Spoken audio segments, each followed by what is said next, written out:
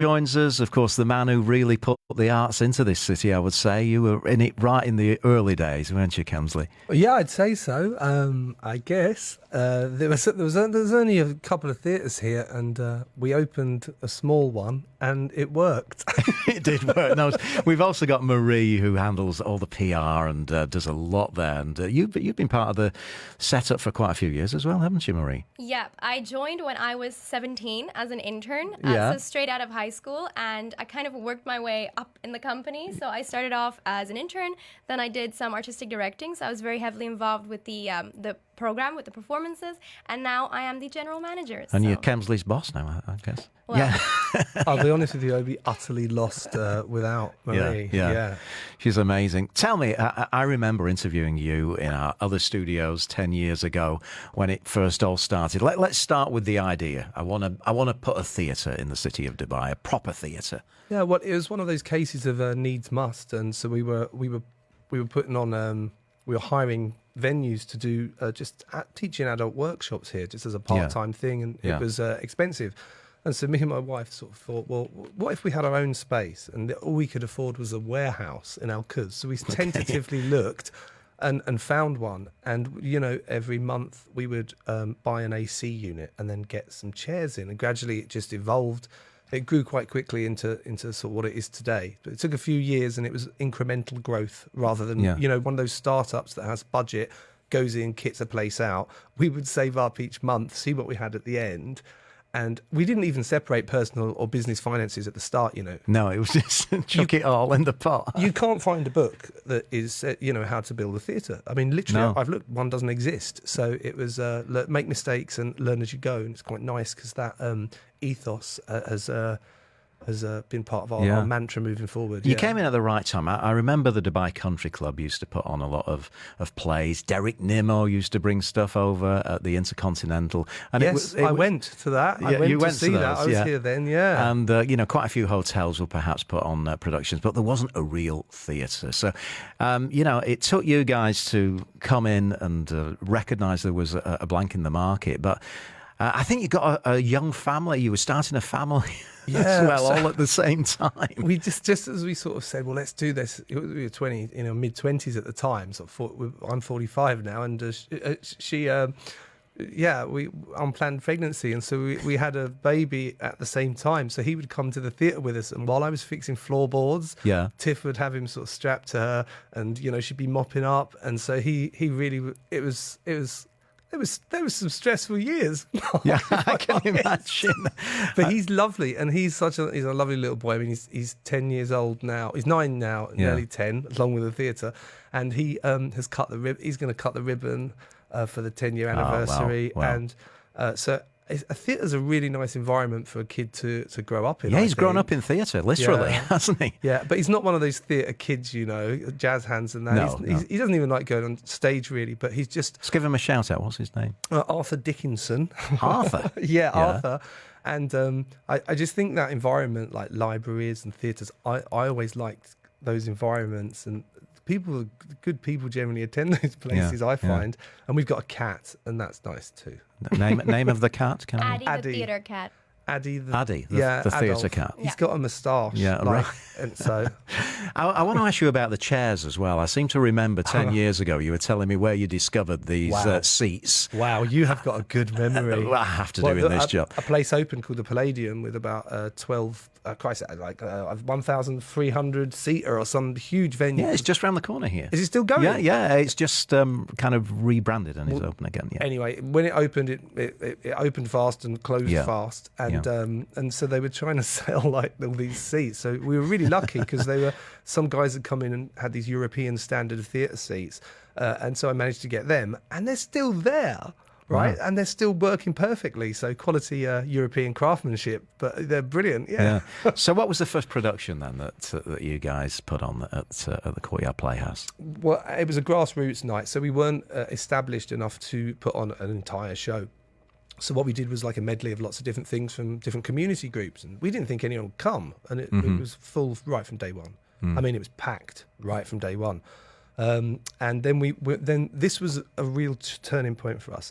We were like, okay, well, how do we recreate and replicate theatre week on week with props, set, costume, actors. Yeah. You know, because if you do a show, all that is just gone after your show run, never to be used again. We found a book by a gentleman called Keith Johnson, who passed away 3 days ago at the ripe old age of 90, peacefully in his sleep, and he invented theatre sports.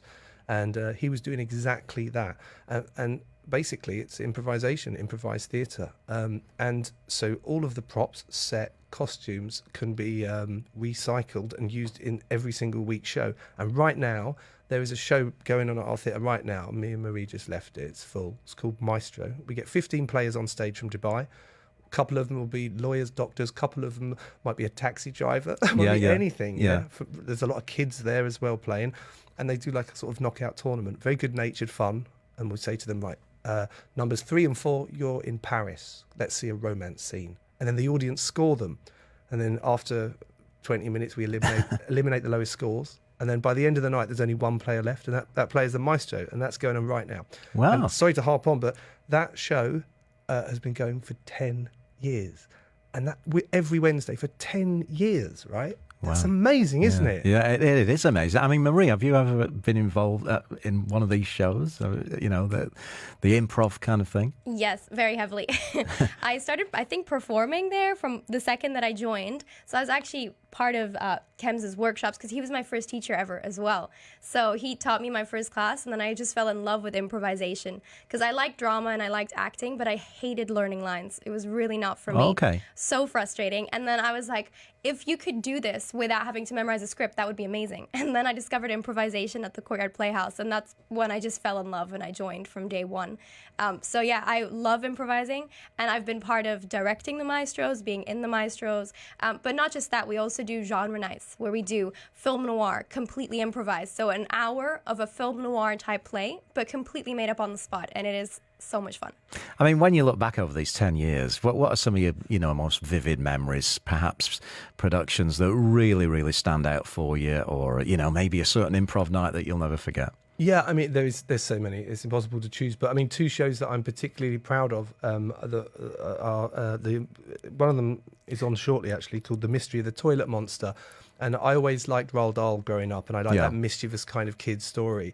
And so I thought, well, wouldn't it be good to sort of see if we can do a show about, because I was scared to go to the toilet, and so we put a big toilet in the middle of the stage with a monster in it, and we create and the kids are terrified. It's amazing. And there's literally a poo monster that comes out at the end and runs around the audience and dressed up like the Gruffalo and scares them. And it's just really immature kind of kids humor, like Captain Underpants, and I'm real proud of that, because the moment when you realize it's working is when you look at, because kids are honest. Adults, not so much with theatre. They might clap dubiously, but kids will shout out if they're bored. I'm bored. Right. And they're all just staring, leaning forward for this show. And by the end of it, they're on stage with toilet paper, wrapping the monster and capturing him. So if they were scared at the beginning, by the end of it, they're like, I destroyed the toilet monster. But there was one kid once who came back with his mum. This just happened once, and she said, look, he won't go to the toilet anymore. And so we got the guy who played the toilet monster to come in the costume with half of it down. They made friends. But Right. So he put his mind at rest a little bit. What about downtimes as well? I mean, we've talked about some of your memories of the good times. I mean, when COVID hit, it was touch and go, I think, if the theatre would survive. Yeah, every theatre in the world, I think. Yeah. But we did. It was, I probably shouldn't say this on there, but a couple of us were sleeping at the theatre and stuff like that. I mean, we grafted. Yeah. It was very, very difficult. And of course, now in retrospect, you can say, well, you can just live through that. We didn't know if it was going to end, did we? No. None of us knew when this would end or if we'd get back. Yeah. When it started, Kems was in South Africa because we had a theatre there. So he was there trying to figure out what to do with that theatre. And then simultaneously, we were here in Dubai. And we went into lockdown in Dubai before in South Africa. So we were just trying to figure out, obviously we were more established here, wasn't a new theatre, how we can move what we're doing in person to online. And with theatre, that's one of the hardest things to do. So for about 3 to 6 months, we were doing maestros online, we were doing workshops online, and it was working, but everyone knew it wasn't as good as the real thing. No, it's not right? as it should be, is it? Yeah, the community supported us massively. I have to say, though, here, financially, some of them Yeah. financially, and you know, in spirit as well. I mean, you say there's no book, how to build or run a theatre. I think you were well qualified to write one now. Yeah. I mean, that for generations ahead to come. Yeah. Well, maybe I'll do that one day. I'm really busy with this festival now, actually. Yeah, which we're going to 10 talk years. about. We're going to come back. You've got a festival to celebrate 10 incredible years. We'll ask you what the plan is as well for the next 10 years at the Courtyard Playhouse. More of The Night Shift is coming up next. On the UAE's #1 talk radio station, Dubai Eye 103.8. Dubai Eye 103.8's Ramadan reunion returns for a second year. And it's bigger than ever before, with families from around the world flying Turkish Airlines to be reunited here in Dubai. Staying at the 5-star JA Lakeview Hotel. Ramadan reunion. In association with Brands for Less, giving one lucky family a bonus 20,000 dirhams cash prize, and powered by travel partner Turkish Airlines, Igloo Ice Cream, LG InstaView, and transport partner Gargash GAC Motors. This is the story of Adam Whitall Hospital and the lives it's transformed. It started with people travelling abroad to receive world-class orthopaedic care, which became inconvenient and expensive. Then, Adam Whitall Hospital, a facility originating in Germany, was launched in Al Garhoud, Dubai. Now, patients have American and European board-certified doctors offering world-class orthopedics and sports medicine in advanced facilities. Adam Whitall Hospital. Step back into life. Call 800-284 or visit adamwhitallhospital.com.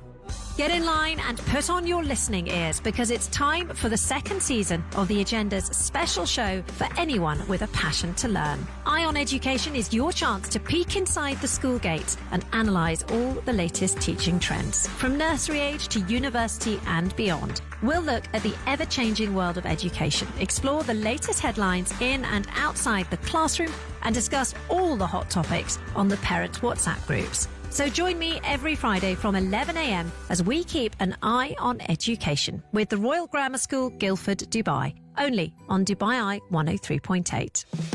You're listening to the UAE's #1 talk radio station. This is The Night Shift. On Dubai Eye 103.8. Welcome back. We're looking back on 10 years of the Courtyard Playhouse with Kemsley and Marie, of course, two of the pillars of that fabulous space when it comes to the theatre. And you are going to be celebrating, Marie, big time with a lot planned. So spill the beans. What's going to be happening to celebrate 10 years? So starting on the 27th of March to the 2nd of April, we're going to be doing 7 days of pretty much everything that we do and we love doing. So we will have kids performances, and that's during the entire week and also in the weekend. So like Kemsey mentioned a little bit earlier, we'll have the mystery of the toilet monster. We'll have little dollings, which is Roald Dahl inspired stories.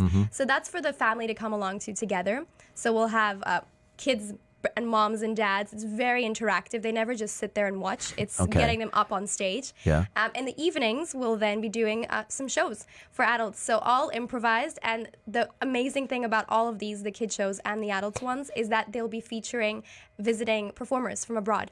We have performers flying in from Canada, UK, South Africa. Oh, cool. What else am I missing? Argentina, Italy, Spain, And Colombia. are these improv people? Or Yeah. Best in the world. Yeah, The really? best in the world. In fact, the last festival we did was a 5-year festival. What we did was we invited 24 of the world's best instructors to come, and performers to come to our theatre, and we let them do their thing. And so they showed us how they do it. Yeah. And then we learned. And so this time we're inviting them all back, and this time they're going to be taking part in our shows, our Bollywood shows, our film noir, our Great. Jane Austen shows.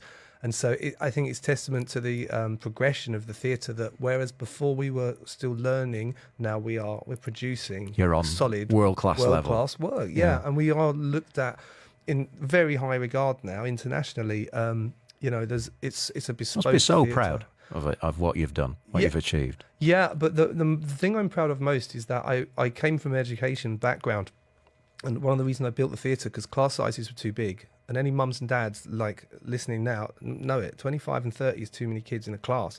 So we always set really high standards. It's 13 in hours maximum, right. and that makes a difference to Yeah. the whole teaching experience. Yeah. And the space as well is warm. I don't know if you've been there, Mark, but it is plush. It's based on La Scala in Milan, so it's plush reds and curtains and gold trim, Yeah. and it's comfortable. And when you come in, the service levels are high. There's an ambience, and so before you even get to the stuff on stage, that's what I'm proud of most. And so we've now got so many young people there. And when I was in education at one of the schools here, I phoned the Madinat and I said, I've got a girl here and she'd really like to do tech. She doesn't like to perform, but she likes to do sound and lights in theatre.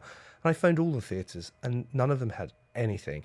And now you can phone our theatre and say, can my son or daughter be involved in your theatre in this regard? And we go, yes, bring them down. We've got a full volunteer programme. And so that's what I'm proud of, that we've filled not the commercial gap, but a gap for young people here to be able to learn. Just to get that chance, that opportunity. Yes, to be able to do it. Yeah. What's the vision then for your 10 years? And we've got all this fabulous festival to look forward to, of course, all these people flying in to entertain us.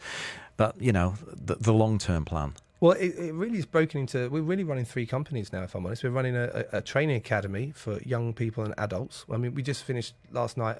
We have 5 classes running concurrently for adults called Don't Panic, which is about tackling fear. But we're running a training centre, a corporate programme. Google, we were training yesterday there. And so we train multinationals there because they see the value of, public speaking and the way that we approach the work. And... on top of that, we do performances. So that's 3 different areas. A lot of consolidation. We never worked in departments before, so we've moved from being a jack of all trades to they're actually their own academies in their own right now. But I mean, Saudi's on the horizon, Mark. So if anyone from Saudi's listening, so you don't have to get the hammer and chisel and nails out anymore and start putting seats in theatres. No. And I know we like it small. So me and my wife, we always liked theatre. We went to see The Lion King, and we were sitting sort of, might have been in the Nou Camp in Barcelona. And we think theatre should be more visceral, where you're close to the actors. So this space that we've got is just right, so that there's no if you go over a certain number, you have to have lines for fire exits and stuff like that. Our audience is all together as one entity, and that changes the atmosphere. The roof is low, so the sound's good, and it's all the little details. So less is more, I think, with the theatre. And so while everyone says, well, why don't you go bigger, you could, we're like, no.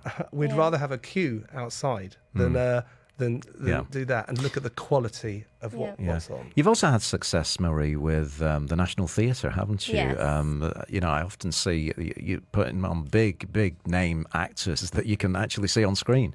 Yeah, we've actually got the Crucible coming up this weekend, and it's similar to what Kems was saying. What's so nice about the National Theatre program, for anyone listening who doesn't know what it is, they film some of the best productions that happen in London, and then they stream it here to us in Dubai. And I've had people who've gone to see it live in London, and then who've come to see the screening, and they've said, actually, the screening's better because you get the close-up angles, right? You get to see what the actors' facial expressions are, whereas if you're sitting all the way in the back in the National Theatre, there's no way you're going to see all that detail. And it's honestly such great quality, and it's productions that we would never actually get here in Dubai. So being able to still watch that, especially for schools and students studying those plays, is just fantastic. It's cheaper, it's nearer, and I remember we played Streetcar Named Desire with Gillian Anderson as Blanche Dubois, and the audience didn't know what to do here because they'd never seen one before. They stood up and gave a round of applause to the projector screen. I was bemused by it.